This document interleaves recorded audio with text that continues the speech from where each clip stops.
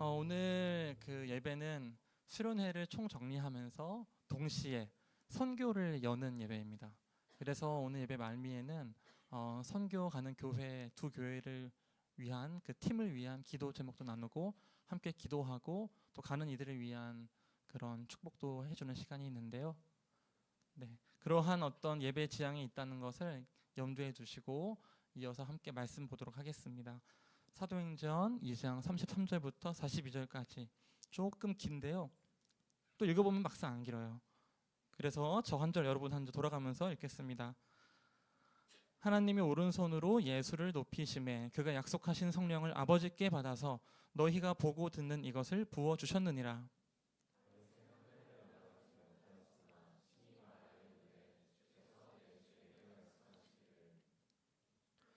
내가 내 원수로 내 발등상이 되게 하기까지 너는 내 우편에 앉아 있으라 하셨도다 하였으니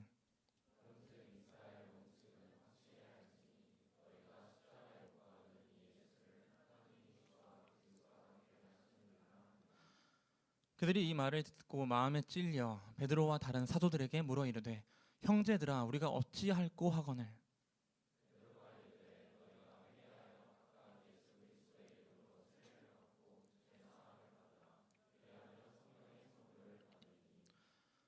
이 약속은 너희와 너희 자녀와 모든 먼데 사람 곧 주 우리 하나님이 얼마든지 부르시는 자들에게 하신 것이라 하고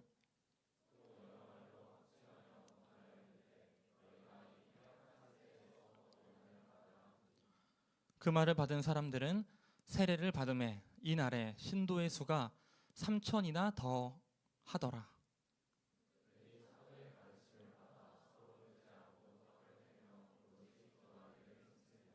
아멘. 더 빌럽 빌러버라는 제목으로 함께 말씀을 나누도록 하겠습니다. 저희가 지난 수련회 그 전주부터 더 빌럽 사랑하는 자로서의 정체성을 갖는 것이 너무나 중요하다라고 이야기를 계속해 왔습니다. 나눠왔고요. 그렇다면 이제는 어떻게 사랑을 하는 자로 살아가게 될까? 이러한 고민을 같이 하게 되는 건데요. 몇 가지 한번 확인을 해보려고 하거든요. 우리는 어떻게 해서 사랑받는 자라는 정체성을 세우게 되는가? 그래서 그런 것이 아니라고 했어요. 뭐가 아니냐면 거울을 보고 이 녀석 너 잘생겼어. 너 이뻐. 너 화이팅. 역시 난 최고. 막 거울로 보면서 아자 그 매일같이 반복해서 루틴을 만들어서 그렇게 해서 만드는 자존감, 자신감, 정체성이 아니라 그랬어요. 우리가 회복해야 될 정체성은 우리가 어떻게 노력해서 매일같이 잘 쌓아내가지고 열심히 했기 때문에 흔들리지 않는 그 자기 암시의 결과가 아니라는 거죠. 왜냐하면 우리의 마음, 우리의 습관, 이 우리의 환경은 얼마든지 흔들리잖아요. 매일같이 흔들리잖아요. 오늘 아침에 정말 기분이 좋았지만 정말 기분 좋게 출근했지만 출근하다가 버스에서 만난 이상한 사람이 지하철에서 갑자기 나를 툭 치고 가는 순간 그때부터 화가 막 나기 시작하잖아요. 그 나의 기분은 한순간에 바뀌는 거거든요. 그렇다면 우리는 어떠한 것을 우리 정체성을 세울까? 내가 거울을 보고 만드는 것이 아니라 나에게 들리는 음성. 무슨 음성이죠? 그게 바로 하나님께서 예수님에게 해주신 거. 너는 나의 사랑하는 아들, 내가 기뻐하는 자다. 그것이 우리에게 들리는 거죠. 그러니까 이런 거예요. 자, 제가 이제 김영환이 혼자 그런 고민이 많은 거예요. 나는 이제 어떻게 살아가고 난 누구인가라고 할 때 이제부터 난 열심히 살아야지 해서 거울을 보면서 영환아 화이팅 화이팅 이게 아니라 영환아 너는 나의 사랑하는 자녀다 라는 하나님의 그 음성에 기대서 혹시나 내가 부인하게 되면 하나님이 또 들려주시는 거죠. 너를 위해 내가 나의 아들 예수 그리스도를 십자가에 오르게 했다. 난 그 정도로 너를 사랑한다. 그 어떤 것도 너를 사랑한다는, 그리고 너는 사랑받는 존재라는 것을 부인할 수 있는 것은 없다. 너가 아무리 스스로, 김영환이 아무리 스스로 거울을 보면서 거울을 막 벽으로 치고 거울을 주먹으로 때리고 막 거울 와장창 치면서 이렇게 막 하면서 나는 이제 끝났어 하면서 해도 또 들리는 거죠. 너가 끝났다고 생각하더라도 너를 위해서 내 아들 예수 그리스도가 십자가에 죽었다는 사실은 변하지 않는다. 그런 의미에서 아무리 누가 흔들려고 해도 흔들리지 않는 것이 바로 이 사랑이다 라는 게 하나님으로부터 주어진 정체성인 거예요.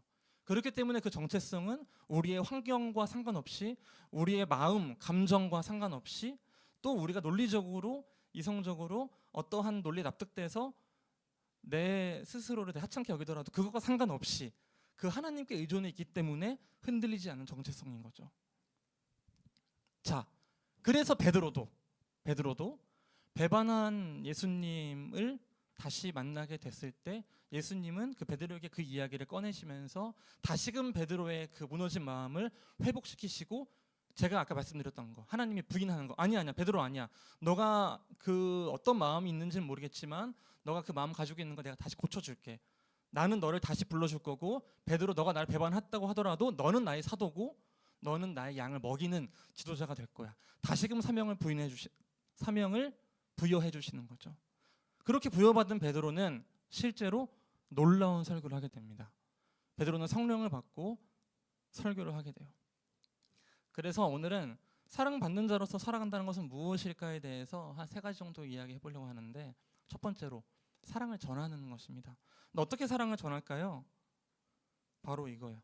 베드로 사도행전 2장 33절입니다. 베드로의 설교의 한 대목이에요. 하나님이 오른손으로 예수를 높이심에, 이어서 다 같이 읽을까요? 시작.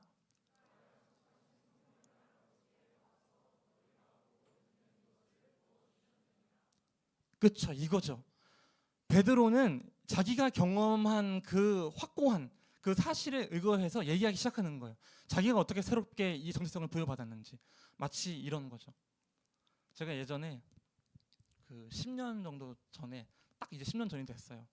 제가 프랑스에 있는 한 수도원 떼제라는 공동체, 떼제 공동체에 가게 됐어요. 이제 그 신학생으로서 전 약간 그 무슨 병이라 그러죠? 홍대병이라고 해야 되나? 홍대병 맞아요? 무슨 그런, 이제 약간 그때 이제 그런 거 있잖아요. 아이폰이 그 당시엔 저한테 너무 비싸가지고 아이폰 사고 싶은데 아이폰을 못 따라가는 거예요. 그래서 저는 블랙베리를 썼어요. 약간 그런 좀 병이 있어요. 사실 지금 좀 있는 것 같아요. 근데 이제 그때 사람들이 너무 막 그 친구들이 막 신학생들이 막 해외로 가는데 다 너무 뻔한 것만 가는 거예요. 그래서 나는 그런 뻔한 곳에 가지 않겠다. 나는 수도원을 가겠다. 그래서 혼자 프랑스에 있는 수도원을 갔다 왔어요. 근데 갔다 와서 제가 진짜 너무 좋았던 거예요. 거기서 배운 게 너무 많은 거예요. 거기서 만난 사람들 때문에 얻게 된 게 너무 많은 거예요. 갔다 와서, 가서부터 시작해서 친구들한테 그 떼제 전도를 하기 시작했어요. 갔다 와서는 거의 매번 기승전이 떼제예요. 막 이렇게 얘기하다가 어쩌고저쩌고 하다가 막 친구가 무슨 얘기해, 고민해. 아 그래? 너 떼제 가야겠다. 너 떼제 가면 그거 돼. 약간 이런 거 뭔지 아세요? 그 기승전 떼제인 거예요, 약간. 근데 그 떼제에서 절대 저를 홍보대사로 파견하지 않았거든요. 절대 저한테 뭐 아무것도 없어요, 그냥. 근데 그 저의 사진과 추억만 있는데 그걸 갖고 자꾸 전도하게 되는 거예요. 놀랍게도 제 친구 중에 2명을 프랑스로 보냈어요, 제가. 진짜 전도를 열심히 한 명 갔다 야 진짜 가. 심지어는 제가 그 친구한테 너무 전도를 열심히 해가지고 그 친구가 저의 전도를 듣고 그 집에 가서 부모님한테 얘기한 거예요. 근데 부모님이 그 목사님이셔가지고 갑자기 그 교회에서 저한테 교회에 와서 떼제 이야기를 해달라는 거예요. 그래서 내가 이렇게까지 떼제 내가 그 정도는 아닌데, 그래서 가서 막 내가 있었던 일 다 알려주고 스케줄 공유하고 갈 사람 나한테 전화하라고 하고, 실제로 근데 그 후로 되게 간 거예요. 그래서 근데 저의 그때 그 순수한 그 광인의 눈빛을 아직 잊을 수가 없어요. 친구들이 제발 그만해 막 귀를 막으면서 알겠어 간다고 하면서, 아직까지 못 간 애들은 죄책감이 남아 있어요, 마음 가운데. 가라고 했는데 못 가서 미안하다고. 제가 생각하는 사랑을 전하는 건 이런 메커니즘이에요. 여러분들이 진짜 맛있는 음식을 먹었을 때, 그리고 진짜 넷플릭스에서 말도 안 되는 재밌는 드라마를 보게 됐을 때 친구한테 자꾸 얘기하게 되잖아요. 야 너 진짜 그거 꼭 보라니까 제발 보고 와 하다가 무슨 말하다가 너 안 봤지? 그냥 아니야 얘기 안 할게. 가서 보고 와 다음 주에 얘기하자. 보면은 봤어? 어때? 봤어? 재미없다고? 아직 1화밖에 안 봐서 그래. 2화부터 진짜야. 2화부터가 진짜야. 이러면서 그걸 참고 봐야 돼. 이거 하잖아요. 그렇죠? 그러니까 제 생각에는 이 베드로가, 그러니까 우리가 그 사랑을 전한다는 거, 복음을 전한다는 거, 선교한다는 거, 어쩌면 우리는 되게 교회에서 교육을 많이 받고 그런 이야기를 많이 들으니까 어떤 당위성과 의무감 때문에 계속 이어가게 되는 게 많잖아요. 그러니까 저는 마음이 없는데 또 그 자리에 가게 되고 또 하게 되고 또 하면 또 좋아. 하지만 또 다시 시작하려면 부담감이에요. 근데 이 베드로의 이거는 정말로 내가 이 사람들한테 은혜를 끼쳐야지, 정말 이 사람 삶을 바꿔야지, 내가 유명한 부흥사가 돼야지, 이 지도자가 돼야지 해서 한 게 아닐 거라고 생각하거든요. 정말 자연스러운 거, 자기의 그 체험 안에서 나오는 그 확신에 찬 정말 이건데 그걸 얘기해주고 싶은 거죠. 그게 바로 이 자기가 경험했던 그 예수 그리스도와 성령에 대한 이야기인 거예요. 그런 의미에서 사랑을 전한다는 거는 강제적이지 않고, 물론 어떤 부분은 훈련이죠. 그 훈련은 뒤에 가서 나와요. 근데 그 시작은 적어도 자연스러운 거예요. 너무 얘기해주고 싶다. 이거 진짜 맛있는 건데. 그래서 어떤 사람이 이 이야기를 했어요. 출처를 못 찾았는데, 우리가 복음을 전한다는 거는 우리가 이제 사실 이런 표현이 진짜 좋지는 않은데, 그 표현이 그대로 나와 있었으면 이 한 거지가 다른 거지에게 자기가 빵을 어디서 가져왔는지를 알려주는 거라는 거예요. 그러니까 우리가 빵 저기에 있어, 저기에 있어요 하면서 그거 먹으면 돼요 하는 그런 마음으로, 기쁨으로, 간절함으로 좋은 소식을 전해주는 걸로 이야기를 해주는 거라는 거예요. 그렇게 자연스럽게 시작되는 것이 사랑의 전달이라고 생각하게 됩니다. 이게 바로 사랑받는 자로서 살아가게 되는 우리의 첫 번째 역할인 거죠. 그러면 두 번째로 어떤 게 펼쳐질까? 사랑을 전하면은 그 사랑을 전하게 되는 사람과 이런 걸 이야기하게 돼요. 뭐냐면 바로 요거, 사도행전 2장 36절입니다. 함께 읽겠습니다. 그런즉 시작.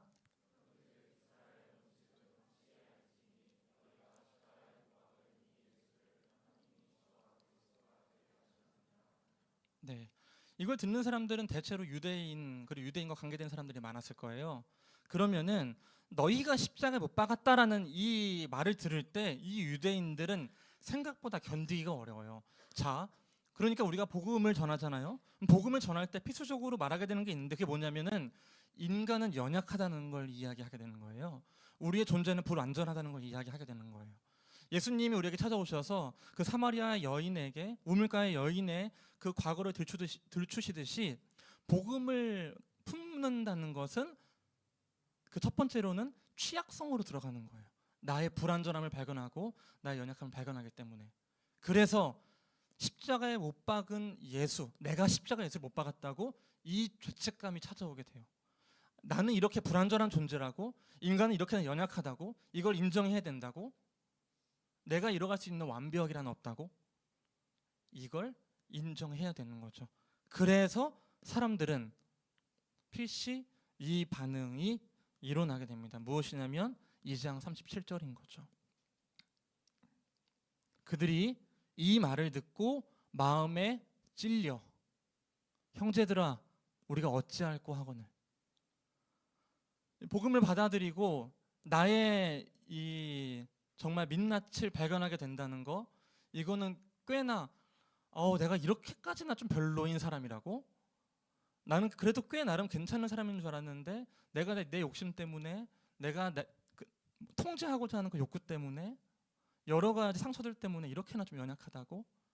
정말로 이 베드로의 설교를 듣고 많은 사람들이 어찌할꼬 울었던 것처럼 우리도 그 취약성을 느끼고 나의 존재의 가치에 대해서 의심이 되기 시작하는 거죠.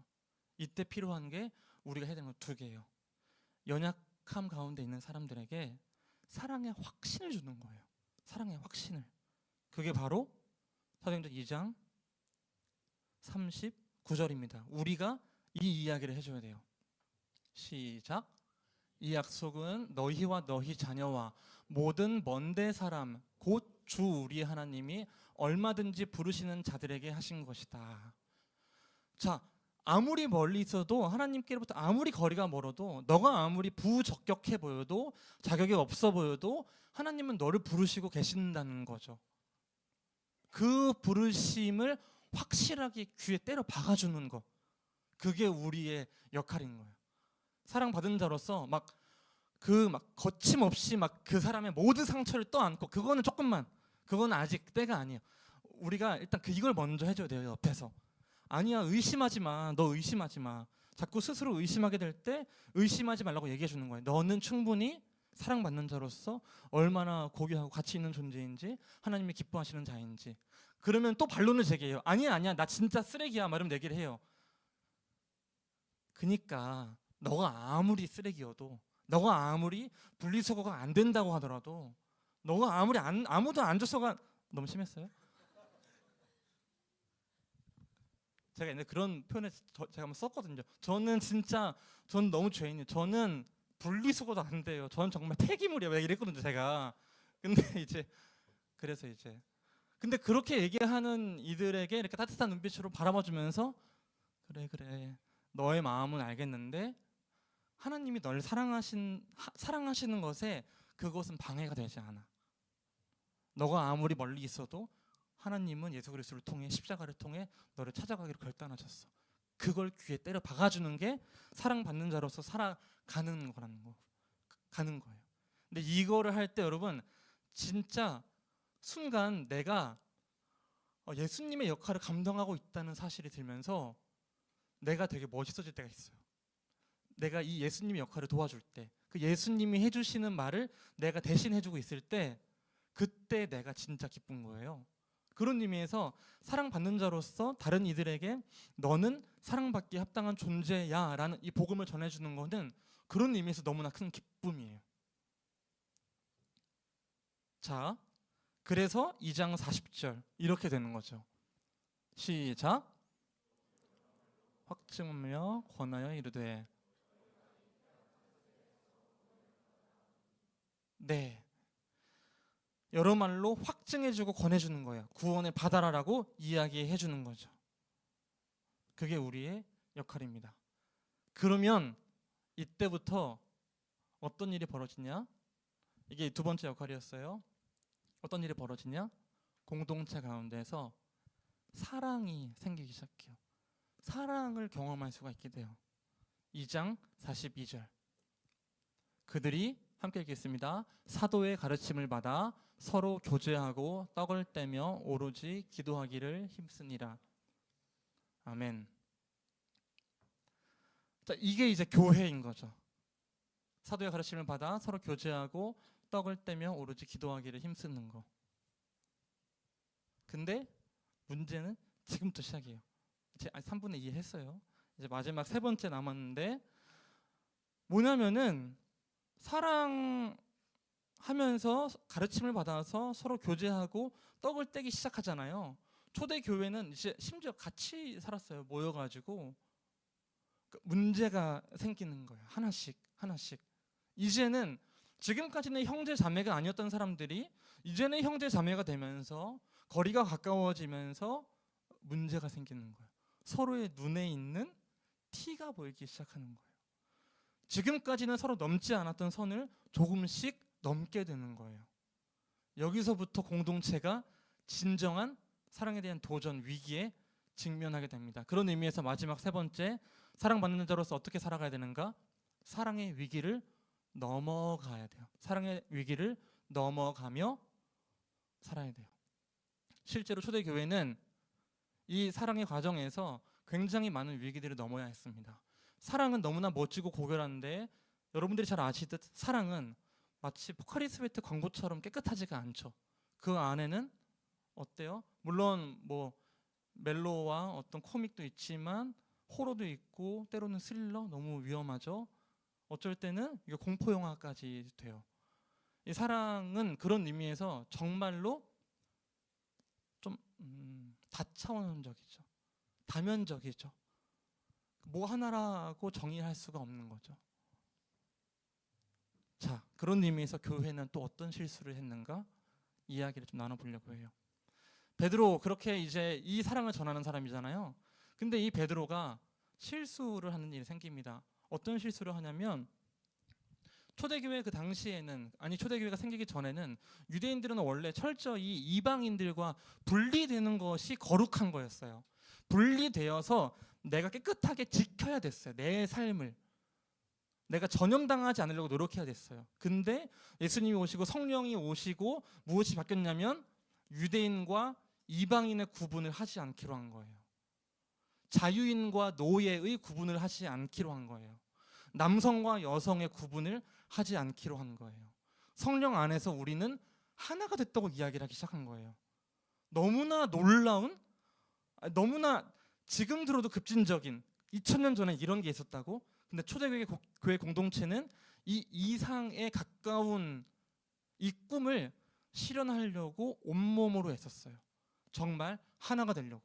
그래서 초대교회 공동체에는 노예가 교회의 감독이 되는 일이 생길 수 있었던 거죠. 그리고 여성들이 사도가 되었던 거죠.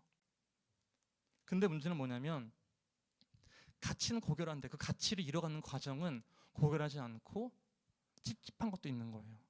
베드로는 교회 지도자잖아요. 심지어 베드로가 가장 앞장서 있을 수 있어요. 여기 보면은 사도행전에 보면은 베드로가 성령을 받아서 이방인 로마의 백부장을 만나는 장면이 등장하거든요. 로마의 백부장, 어떻게 교회 지도자가 유대인이 그 사람을 만나면 안 되는 사람이거든요. 만나서 세례를 줘요. 굉장히 급진적인 행동이거든요. 근데 그 베드로가 어떤 일을 하냐? 이방인들이랑 같이 밥을 먹고 있었는데 저기 예루살렘에서 어떤 사람이 보낸 사람이 온다는 소식을 들은 거예요. 근데 예루살렘은 유대인들이 많은 지역이거든요. 그 소식을 듣고 그 자리를 도망가요. 갈라디아서 2장 12절 함께 한번 읽어보겠습니다. 시작.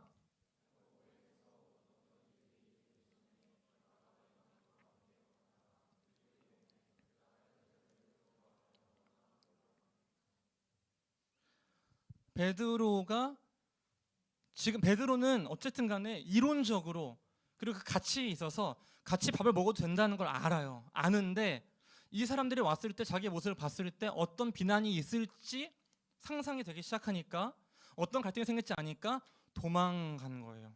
근데 이게 파급 효과가 있어요. 그 다음 구절입니다. 13절. 남은 유대인들도 그와 같이 외식함으로. 여기서의 외식은 위선이란 뜻이에요. 위선. 이 베드로의 모습을 보고 다른 사람들도 따라가기 시작하는 거예요. 거기에. 그러니까 우리가 지금까지 추구했던 그 이상, 지금까지 사랑이라고 말했던 것들, 평등하다고 얘기했던 것들이 이 하나의 행동으로 갑자기 무너지기 시작하는 거예요.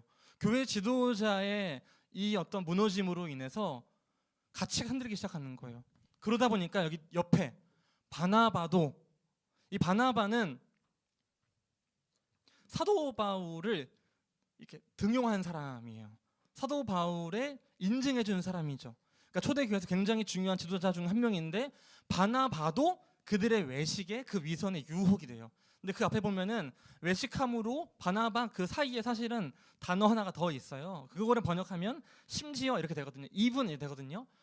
그러니까 바나바조차도 거기에 끌려가게 되는 거예요.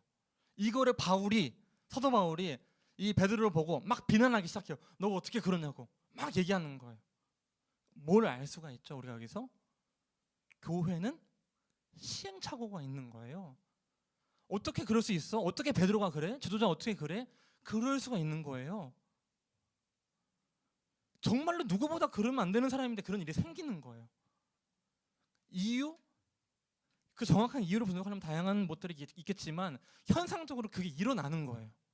그러니까 교회는 정말 고결하고 고귀한 가치를 따라가고 추구하지만 이 안에서는 현실적인 문제 때문에 그 시선이 무서워서 그 가치와는 다른 판단들을 선택을 하는 경우가 생기게 되는 거죠. 하나만 더 볼까요?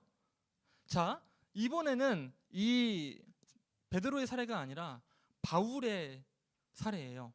사도행전 15장 38절을 한번 읽어보겠습니다. 시작. 바울은 밤빌리아에서 자기들을 떠나 함께 일하러 가지 아니한 자를 데리고 가는 것이 옳지 않다 하여. 자, 여기서 자기들을 떠나 함께 일하러 가지 아니한 자를 데리고 가는 것이 옳지 않다 하여. 이거 굉장히 중요해요. 바울이 선교 가는데 얘는 안 데려가겠다는 거예요. 얘는 지금까지 자기가 이 교회가 힘든 거 할 때 같이 안 했다는 거예요. 자, 다음 구절 읽어볼게요. 39절 시작.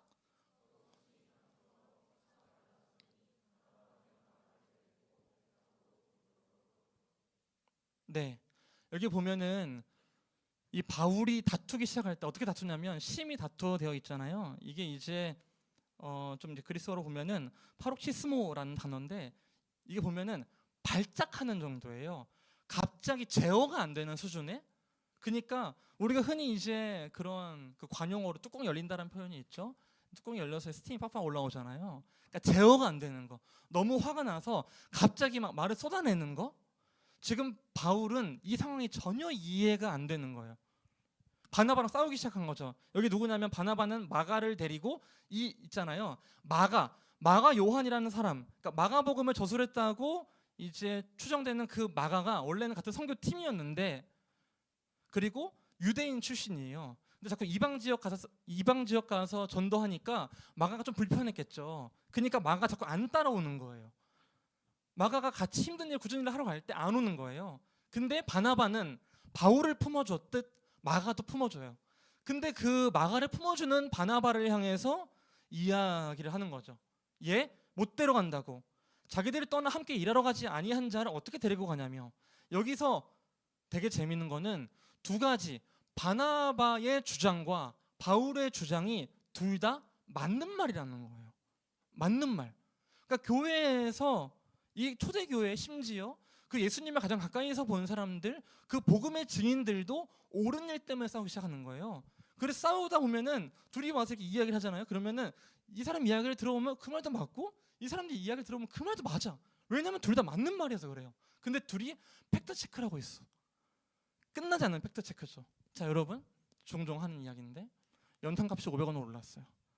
근데 이제 신문에 기사가 나온 거예요. 연탄값 500원 인상, 폭등, 서민들 어찌 살라고 나왔어요. 헤드라인이. 근데 다른 쪽, 연탄값 500원 인상, 가격 정상화, 공장들 이제야 한숨, 이렇게 이제 한 거예요. 자, 그 입장에 따라서 같은 사건을 바라보는 해석이 달라지고, 그 해석은 나름대로의 타당한 사실 위에 세워지잖아요. 그러니까 이 한 사람을 포용하느냐 안 하느냐에 대한 문제, 이 마가 요한을 어떻게 해결해야 하느냐에 대한 문제를 놓고 심하게, 그러니까 지금 이 교회 지도자들이 막 싸우는 거죠. 우리도, 이 교회도, 그리고 앞으로 계속 교회는 어떤 식으로든 싸움이 일어나게 될 거라는 거예요. 자, 근데 이게 뭐냐면은 교회는 사랑하기 위해서 모였고 결국 사랑받은 자로서 사랑하며 살아가요. 근데 사랑받는 자로서 사랑하면서 살아갈 때 반드시 문제가 생긴다는 거예요.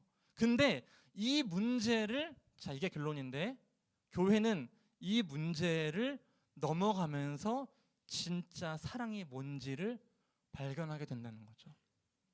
저희는 사랑을 자연스럽게 전하고 그 사람에게 그 사랑을 확증해 주지만, 그 사랑의 크기와 넓이를 더욱더 확장시켜가는 것은 바로 이 위기를 넘어가면서예요. 그러니까 말씀드릴게요, 여러분. 여러분들이 여러분들 삶 속에서 우리 교회 공동체의 수많은 사역 가운데 이제 펼쳐졌던 수련회와 펼쳐질 선교, 그리고 이제 2학기에 더욱더 친해질 소그룹과 중그룹, 그 안에서 어떠한 문제가 생긴다면 그 문제는 교회가 이럴 수 있어가 아니라 교회니까 이제는 그 문제를 해결할 수 있는 힘이 있고 그 문제를 해결해 갈 수 있는 거죠. 자, 말씀을 정리할게요. 실제로 바울은 이 모든 문제를 이 말년에 가서 다시 꺼내는 일이 생겨요. 직접적으로는 아니지만 자기의 그 말로 마가를 이야기하기 시작합니다. 골로새서 4장 10절이에요. 같이 읽겠습니다. 시작.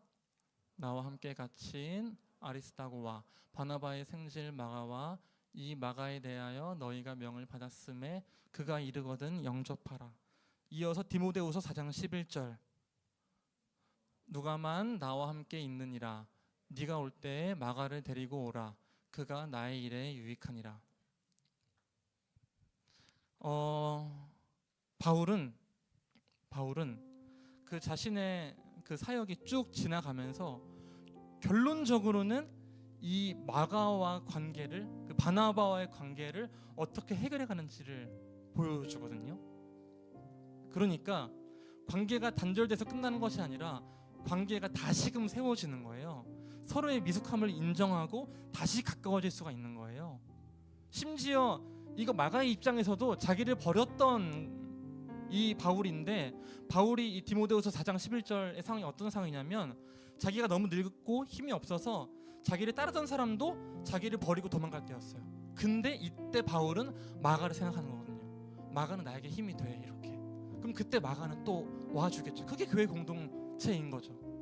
그런 의미에서 사랑은 끊임없는 위기를 마주하지만 그 위기를 넘어가면서 더욱더 확실해지고 확증되어지는 거예요.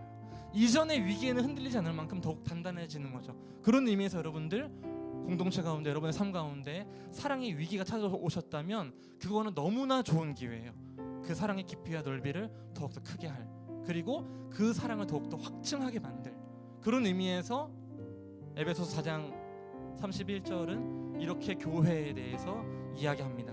차한테 올라와 주시고요. 함께 읽겠습니다. 시작.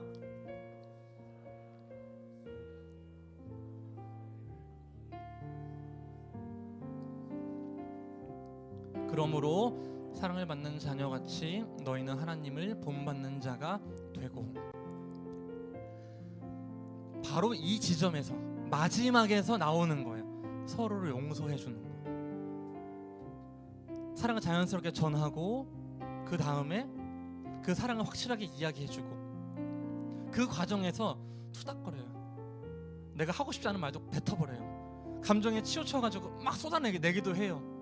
그 발작을 일으켜요. 진짜로 선교 가보시면 몇 번 하실걸요? 근데 그 가운데 아유 나중에 더 친해지겠네, 나중에 더 사랑하게 되겠네, 이걸 꿈꾸며 갈 수가 있는 거예요. 우리의 공동체 안에 속으로 안에서 싸움이 생겨? 너무 좋아요. 싸움 때문에 우리는 더욱더 깊어질 사랑을 누리게 된다는 것을 우리가 확신하면서 서로를 용서하게 되면서 우리를 용서하신 그 하나님의 예수 그리스도의 사랑을 알게 되고 본받게 될 수 있는 기회가 생겼으니까. 그런 의미에서 여러분, 교회의 교회됨은 바로 이 사랑의 위기를 극복하는 것에서 진정 빛을 발하게 됩니다. 이 시간 함께 찬양하면서 수련회 때 나눴던 고백인데, 베드로의 고백이라는 찬양이거든요. 그 사랑의 위기에 다시금 찾아오시는 그 하나님의 은혜를 경험하길 소망합니다. 함께 고백하겠습니다. 내가 가장 후회하지 않는 일, 예수를 따르는 일, 예수를 따르는 일, 내 금을 버리고 내 사랑들 뒤로 하고 나를 부르신 주님과 동행하는 일, 나의 평생에 소원하는 일, 예수를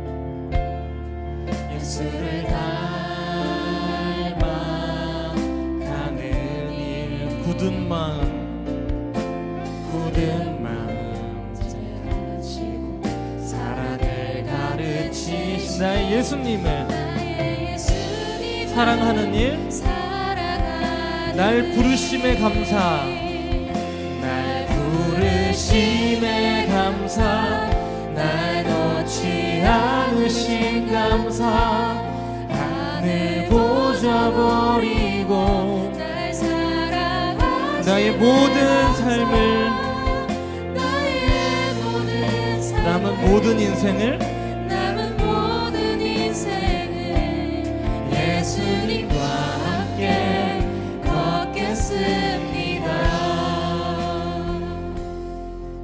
이 시간 기도하실 때 우리 각자가 처해 있는 그 사랑의 위기가 있다면 그 위기를 한번 떠올려 봅시다. 그러면서 그 위기 가운데 내가 뭔가 못하고 있다고 좌절했습니다, 이렇게 사랑할 힘이 없습니다, 이런 식으로 기도를 했다면, 하나님 이 사랑의 위기와는 별개로 지금 다시 내가 사랑받은 자라는 거, 나는 사랑할 수 있는 힘이 있는 사람이라는 거, 내 안에 계신 성령께서 나를 사랑받는 자로 계속 만들어 가실 거라는 그 소망을 품으며 살 수 있게 해주세요. 이 기도 제목 가지고 내가 사랑받는 자로서의 정체성을 확실히 확립할 수 있게 해주세요. 이 시간 주여 한번 외치고 기도하도록 하겠습니다. 기도합시다. 주 주여. 주님 아버지, 우리가 사랑의 위기가 찾아올 때마다 끊임없이 스스로를 의심하게 됩니다. 나는 사랑받는 자가 맞는가? 나는 사랑할 수 있는 존재가 맞는가? 주님, 이런 고민이 되고 의심이 될 때 이 의심 가운데 넘어지고 좌절해서 그 상태로 있지 않게 해주옵소서. 일으켜 세워주셔서 다시 찾아와 주셔서 너는 사랑받기에 합당한 자라는 거, 너는 여전히 나의 자녀이고 나의 백성이라는 사실을 알려주시옵소서. 일깨워 주시옵소서. 주님 아버지, 간구하오니 우리를 불쌍히 여겨주셔서 하나님, 저희가 진정 하나님의 사랑받는 자로서 그 정체성을 확립하여 그 누구도 흔들지 못하는, 그 누구도 훼손할 수 없는 그 고귀하고 고결한 하나님의 사랑을 품고 거기에 위치하여 살아가는 자가 될 수 있게 인도해 주시옵소서. 주님, 저희의 삶을 인도해 주시고 지켜주실 줄 믿사오니 언제나 하나님의 사랑 가운데 거하며 그 사랑을 노래하며 살아갈 수 있게 도와주시옵소서. 아버지, 우리가 그 사랑의 위기를 겪을 때, 그 사랑의 위기로 인하여 넘어지고 좌절할 때 주님, 그 위기를 넘어설 수 있는 힘을 허락해 주옵소서. 그 위기를 넘어서서 역시나 그 사랑은 신실하고 놀랍다는 것을 저희가 알아갈 수 있게 인도해 주시옵소서. 아버지, 지켜주시고 도와주시고 언제나 이끌어 주시옵소서. 함께 해 주시옵소서.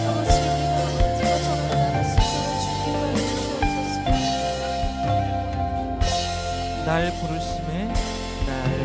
부르심에 감사, 날 놓지 않으신 감사, 하늘 보좌 날 사랑하심에 감사, 나의 모든 삶을 나는 모든 인생을 예수님과 함께 걷겠습니다. 네가 나를 사랑하느냐? 네가 나를 사랑하느냐? 네가 나를 사랑하느냐? 네가 나를 사랑하느냐? 주님, 우리에게 물어보실 때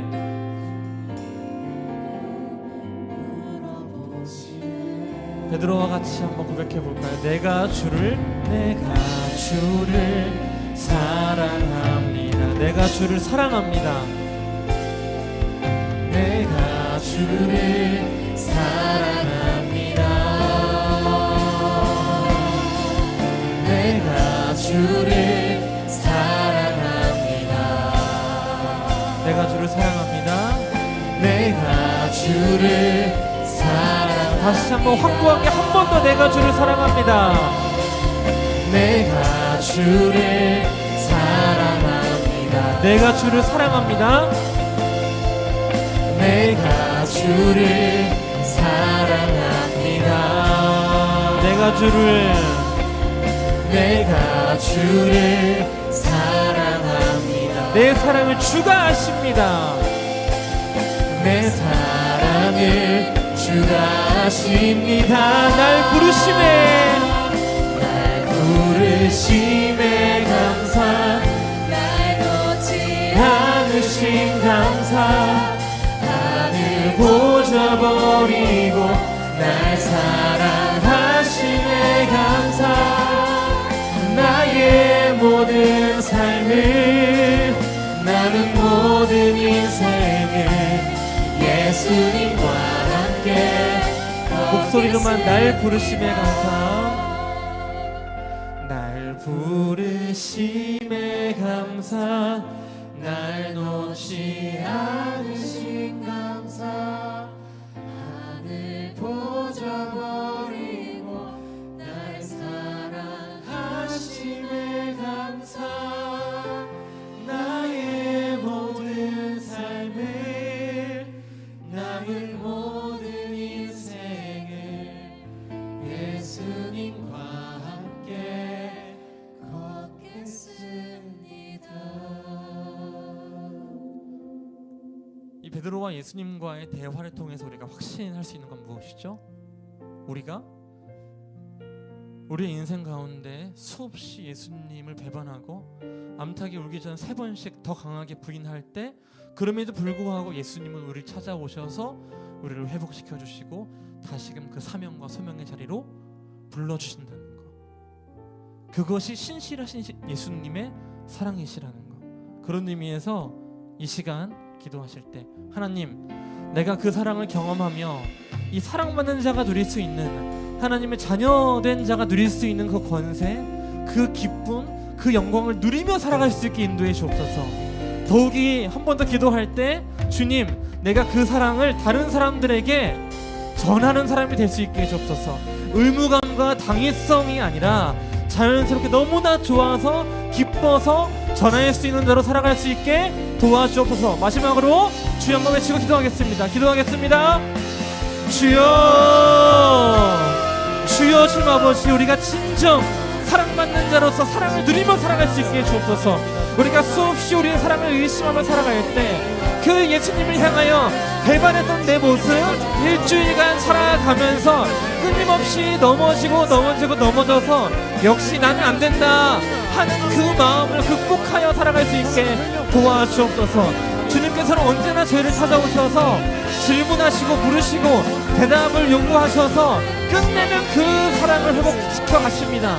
그 사랑을 다시금 회복시켜서 그 사명의 자리에 그 소명을 다시금 부여해 주십니다. 주님 아버지, 우리가 그 사랑에 미쳐서 그 사랑에 기대어 그 사랑의 정체성으로 살아가길 원하오니, 주여, 이 놀라운 사랑의 이 신비를, 이 놀라운 신앙의 신비를, 이 놀라운 하나님의 신실한 역사하심을 전하며 살아갈 수 있게 해주셔서, 주님, 전도와 선교가 단순한 당위성과 그 단순한 의무감 때문에 하는 것이 아니라, 그래서 끊임없는 죄책감과 그 빚진 마음으로 연결되는 것이 아니라 너무나 자연스러운, 너무나 기뻐서, 너무나 회복되어서, 우물가의 한 여인이 예수님을 만나고 너무나 기뻐서 물 양동이를 내려놓고 마을로 돌아가 예수를 전한 것처럼 전하며 살아갈 수 있게 도와주시옵소서. 주님 이끌어주시고 도와주시옵소서. 함께 해주시옵소서. 주님 아버지, 도와주시고 이끌어주시고 인도해 주시옵소서.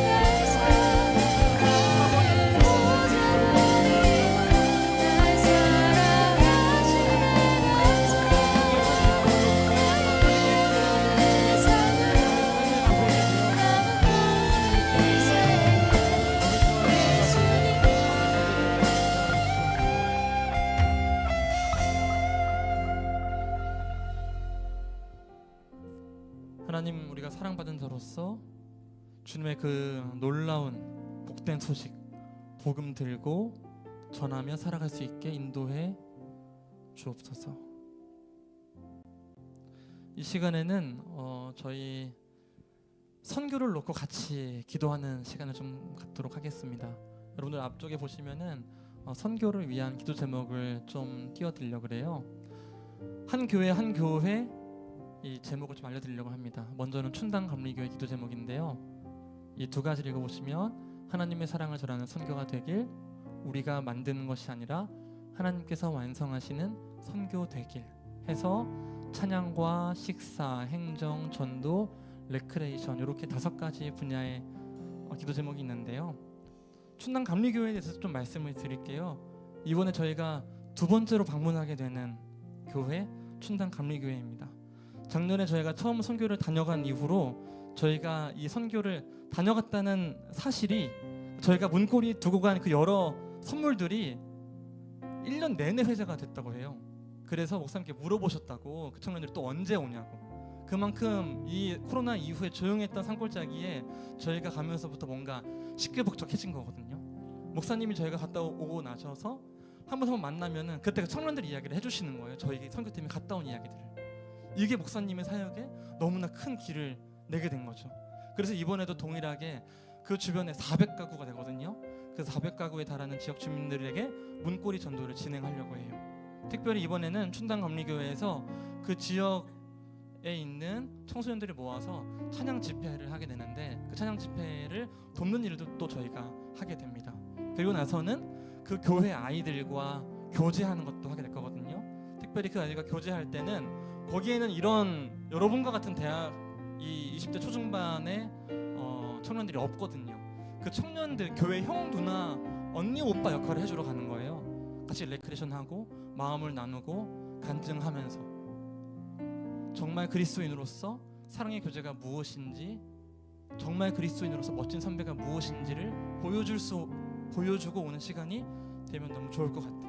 제가 지금 이야기해드린 이 내용들과 지금 앞에 적혀있는 이 선교 제목들 한번 읽어보셨나요? 춘당감리교회를 생각하시면서 또 춘당감리교회에 가게 되는 그 선교팀들, 그 팀들을 생각하면서 이 시간 기도하도록 하겠습니다. 기도하실 때 만약에 기도할 내용이 없으면 앞에 있는 내용들을 쭉 읽어주셔도 좋아요. 함께 기도하실 때 주여 한번 외치고 춘당감리교회와 그 선교팀을 위해서 기도하도록 하겠습니다. 기도합시다. 주여, 주님 아버지, 저희가 선교의 현장으로 갑니다.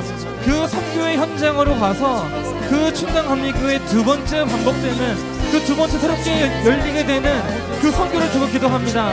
거기서 만나게 될 수많은 어르신들, 그리고 그 아이들과 청소년들을 놓고 기도합니다. 주님 아버지, 결국 선교는 사람과 사람이 만나서 하나님을 나누는 것입니다. 저희가 수많은 만남들 사이에서 하나님을 기억나게 하시는 사람들 될 수 있게 인도해 주시옵소서. 주님 아버지, 기도하오니 아버지, 이 찬양팀이 진정으로 찬양의 모든 순서를 준비해가는 가운데 놓아가는데 하나님께서 부어주시는 그 사랑을 전달하신 통로가 될 수 있게 인도해 주셔서 그 성령님을 마음에 품고 한마음으로 이것들을 임할 수 있게 인도해 주셔서 식사 가운데 모든 것을 이끌어 주시고, 주님 특별히 식사팀을 맡은 지체들 어렵지 않고 마음이 어렵지 않고 그 몸이 고된 가운데 그럼에도 불구하고 그것들을 뛰어넘는 은혜를 주셔서 내가 이 모든 일을 식사팀으로 섬길 수 있다는 것에 대한 그 육적인 양식을 내가 채워준다는 것에 대한 자부심과 자긍심을 갖게 해주셔서 행정팀이 하나하나 준비해가는 가운데 많은 것을 체크하려고 너무나 힘듭니다. 너무나 애쓰고 있습니다. 이 팀장들 주님께서 이끌어주시고 인도해 주시옵소서. 주님 또한 400가구 한 가구 한 가구 돌아다니면서 전도팀이 애써서 그 문고리에 주님의 사랑을 두고 오겠습니다. 그 주님의 사랑을 두고 올 때에 그 사랑이 전달될 수 있게 해주셔서 그 전도용품, 그 문고리 전도하는 전도용품이 남는 것이 아니라 그곳에 주님의 사랑이 남겨져 있게 해주시옵소서. 주님 또한 기도하오니 이 레크레이션 팀이 레크레이션을 준비하는 가운데 그 정말로 주님의 교회로서 주님을 머리로 하는 공된 교회가 얼마나 멋지게 사랑의 교제를 할 수 있는 건지, 그리고 신앙을 갖고 살아가는 이 선배들, 이 교회의 선배들이 얼마나 멋진 20대 초중반의 삶을 돌아가고 있는지, 살고 있는지를 보여줄 수 있는 시간이 될 수 있도록 인도해 주셔서 그 모든 선교를 위해, 모든 선교의 과정을 위해 이끌어 주시고 인도해 주옵소서.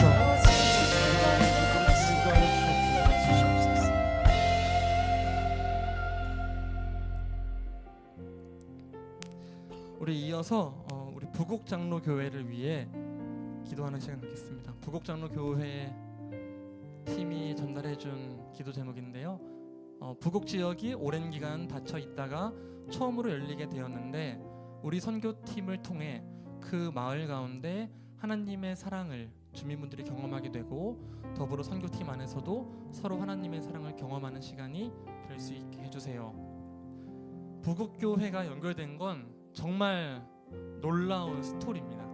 선교 신청 인원이 갑자기 많아지면서 급하게 지금까지 구해지지 않은, 그래서 네이버 로드 뷰를 보면서 간판에 적힌 대로 하나씩 전화하기 시작했거든요. 그렇게 한 교회를 알게 되고 그 한 교회 목사님이 또 다른 목사님을 소개해주고, 그렇게 연결된 곳이 부곡장로교회예요. 처음에 목사님 전화했는데 좀 떨떠름하신 거예요. 잘 본인도 확신이 안 서시는 거예요. 괜찮겠냐고, 청년들 괜찮겠냐고. 알고 보니까 코로나 기간 동안 한 번도 외지인들이 방문하지 않았고, 또 그 기간 가운데 원래 계시던 목사님이 은퇴하시고 젊은 목사님이 부임을 하셨어요. 그러니까 이런 선교팀을 받는 게 너무 기대가 되면서도 걱정이 되시는 거예요. 이걸 받아도 되는 걸까? 그런 조심스러운 마음, 하지만 또 기대되는 마음, 전화할 때마다, 만나게 될 때마다 그 기대감이 점점 커지고, 그리고 점점 더 뭔가 이 사역들을 되게 막 여러 꿈을 꾸시면서, 최근에 온 거는 막 팀장한테 카톡이 온 거예요. 큰일 났다고, 우리 돌아와야 되는데, 그 부곡 장로교회 어르신분들이 저희가 주일날 돌아올 때 점심을 안 먹고 가면 너무 서운해 하셔가지고 점심을 꼭 먹어야 될 것 같은데 어떡하죠? 이러면서 막 연락이 온 거예요. 우리 팀을 받아야 될까 말아야 될까 고민하던 그 교회인데, 이제는 이 선교팀과 마음을 나누면서, 팀장과 마음을 나누면서, 그리고 그 가운데 사역을 준비하면서 벌써 이 사랑의 마음이 너무나 커진 거죠. 너무나 귀한 거예요. 특별히 이런 사역을 하게 됩니다. 방문 전도도 하게 되고요. 근데 되게 중요한 건 요거, 캠프예요. 캠프. 거기에 초등학생부터 이제 막 20살이 되는 친구까지 거의 한 20-30명의 친구들이 있거든요. 그 친구들을 위해서 저희가 팀을 나눠서 1박 거의 한 그 하루 종일 캠프를 진행해요. 그 캠프 가운데 저희들이 정말로 주님의 사랑을 잘 전달할 수 있도록, 그리고 실제로 저희가 전하는 이 모든 과정들이 그 교회에 좋은 어떤 사랑의 씨앗이 돼서 그 교회에서도 이렇게 사랑을 나눌 수 있구나 하는 것들을 또 저희들을 통해서 배울 수 있으면 좋겠다는 도전이 생기는 거예요. 자, 부곡장로교회를 위해서 기도해 주실 때 처음 열리는 이 선교하는 교회, 그리고 우리가 처음 파송되는 그곳에 진행된 모든 사역, 모든 순서들 함께 주여 한번 외치고 기도 제목을 기억해 주시면서 기도하도록 하겠습니다. 기도합시다. 주여, 주여, 주님 아버지, 이제 새롭게 시작되는 선교입니다. 주님, 부곡 장로교회가 새롭게 2024년 선교지가 되어서 저희가 나아가게 됩니다. 주님, 이 과정 가운데 섬세한 인도하심을 경험할 수 있도록 인도해 주옵소서. 주님 아버지, 저희가 마을 곳곳 돌아다니면서 만나게 될 수많은 어르신들과 맺어갈 그 대화들 가운데 하나님이 묻어나올 수 있게 해 주옵소서. 하나님의 사랑이 묻어날 수 있게 인도해 주옵소서. 주님 아버지, 진정 그 가운데, 그 선교의 흐름 가운데 놀라운 하나님의 역사가 있게 해 주옵소서. 그 하나님을 경험하며 그 하나님을 나누며 하나님을 전달하는 선교가 될 수 있게 도와주시옵소서. 주님께서 함께 해주시고 인도해 주시고 지켜주실 줄 믿습니다. 그 모든 과정 하나하나를 섬세하게 만들어가 주옵소서.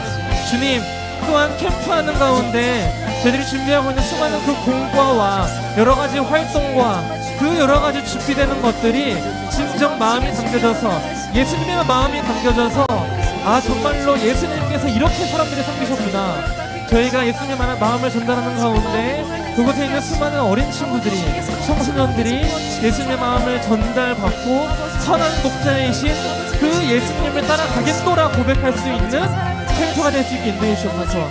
주님 아버지, 행정의 과정 하나하나 너무나 소통이 치열해서, 너무나 소통이 너무나 까다로워서 고민이 많습니다. 주님, 소통하는 가운데 지혜를 주시고 마음이 다치지 않게 해주옵소서. 식사를 준비하는 가운데 육적인 양식뿐만 아니라 영적인 양식마저 준비한다는 마음을 갖고 그 고대 노고가 있는 그 손과 마음을 주님께서 기억해 주시고 이끌어 주시고 함께 해주시겠습니다. 도와주셔서 함께 해주시옵소서.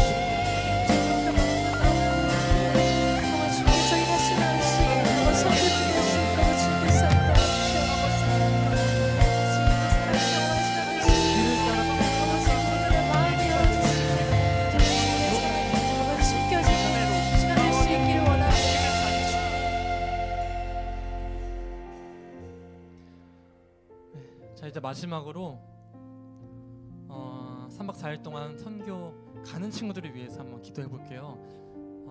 지금 55명 정도인데 한번 자리에서 일어나 볼까요? 각 중그룹마다 이 친구가 우리 군대 선교 가는구나, 지금 자리에서 한번 일어나시면 될 것 같아요. 맞아, 주와 다 일어났어. 맞아. 네, 나 이번에 군대 선교 간다 하는 친구들 다 자리에서 일어나 보시겠어요?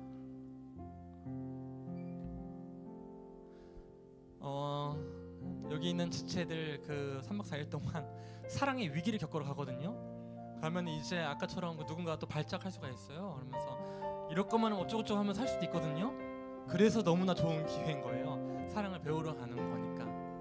가서 이 사랑 배우는 것도 있지만 결국 수많은 만남 가운데 하나님을, 우리 예수 그리스도의 향기를 남기고 올 수 있게 해달라고. 이들이 떠나고 온 자리가 너무나 따뜻해서 왜 이렇게 따뜻하지? 왜 이렇게 따뜻한 게 없어져서 마음이 허전하지? 예수님 마음에서 너무나 따뜻했구나. 이런 온기를 느낄 수 있는 선교팀이 될 수 있게 해달라고. 이 과정 가운데 수많은 소통, 마음과 마음이 맞닿는 그 과정 가운데 수많은 장애물이 있다면 그 장애물을 넘어설 수 있는 용기를 달라고. 각 중그룹에서 소그룹에서 선교하는 지체를 위해서 다 함께 주여 한번 외치고 기도하도록 하겠습니다. 기도합시다. 주여,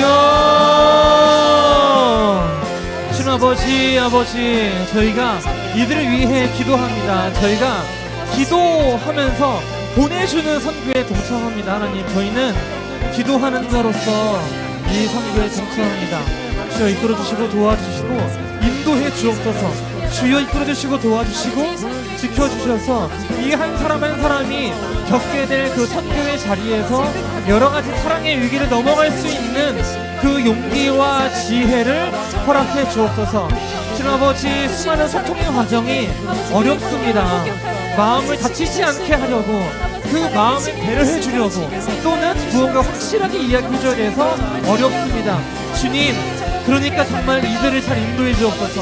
이들의 가운데 그 체력과 지혜와 용기를 허락해 주셔서 정말로 잘 서로가 서로 가운데 마음을 전하고, 무엇보다 그 선교지에서 만나게 될 수많은 만남 가운데 결국 하나님의 사랑을, 예수 그리스도의 놀라운 역사하심을, 그 성령님께서 교통하시는 성도 간의 교제, 그 삼위일체 하나님의 아름다운 이야기를 남겨놓고 올 수 있게 도와주시옵소서. 이 선교팀이 머물다가 간 자리에 너무나 큰 사랑이 남아서 정말 사랑이 컸다, 너무나 사랑이 컸다, 너무나 사랑이 컸다 하는 그 선교가 될 수 있게 도와주시옵소서. 이끌어주시고 인도해 주시옵소서. 언제나 함께해 주시옵소서.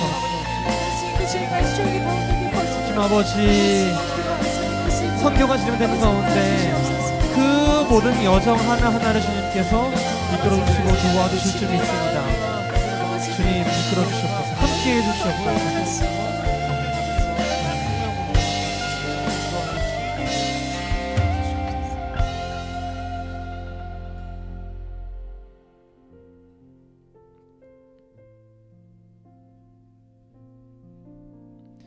네, 이제 자리에 앉아주시면 됩니다.